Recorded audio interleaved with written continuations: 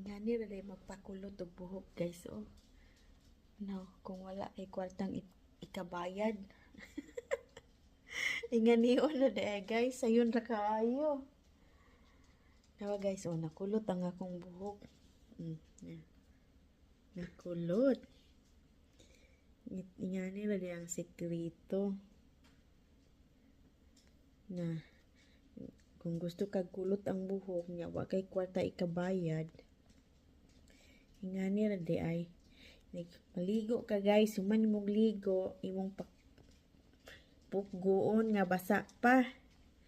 Inigbungkag nimo. Kulot na. Nakakulot na. Kulot na. Ayaw sana.